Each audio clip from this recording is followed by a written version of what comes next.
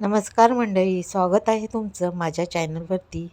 तर आज आपण इथे शेवयांची मस्त अशी झटपट होणारी, चवीलाही अप्रतिम अशी खीर करणार आहे. त्यासाठी कढईमध्ये 2 चमचे तूप टाकून घेतले.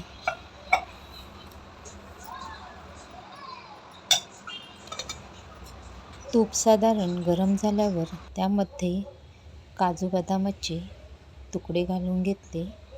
ड्रायफ्रूट्स तुम्ही तुमच्या आवडीप्रमाणे टाकू शकता.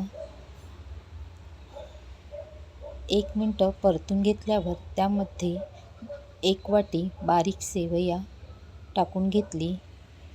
ती छान तुपामध्ये 1 ते 2 मिनिटं खमंग अशी परतून घेतली.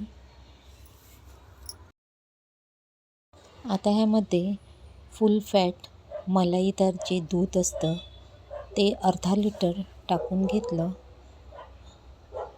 छान मिक्स करून घेतलं आणि इथे मी अर्धा लिटर दूध थंड होतं तेव्हाच त्यामधलं अर्धी वाटी दूध बाजूला काढून घेतलं होतं.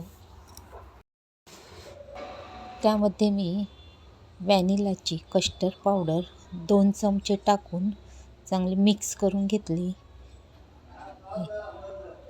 कस्टर्ड पावडरमुळे आपल्या खीरला एक वेगळीच चव येते आणि खीर ही छान एकदम मलाईदार आणि घट्ट रबडीसारखी होते. दुधामध्ये थोडीशी केसरही भिजत ठेवली होती, त्यामुळे आपल्या खिरीला खूप छान असा कलरही येईल.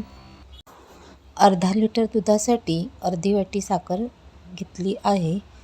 साखरेचे प्रमाण कमी किंवा जास्त करू शकतो. साखर टाकताना व्हिडिओ शूट झाला नाही त्याबद्दल क्षमस्व.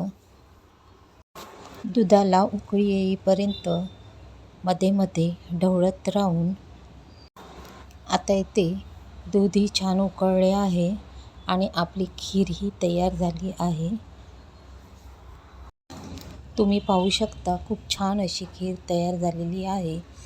तर आता इथे मी गरम गरमच खीर एका बाउलमध्ये काढून घेणार आहे. थंड झाल्यावर ही खीर अजून घट्ट होते. खूप छान अशी रबडीसारखी मलाईदार आपली खीर तयार झालेली आहे.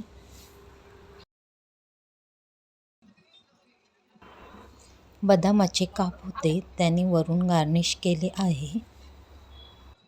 अशा पद्धतीने केलेली खीर चवीला खूप अप्रतिम लागते. रेसिपी आवडली तर एक लाईक करा आणि व्हिडिओ शेवटपर्यंत बघितल्याबद्दल खूप खूप धन्यवाद.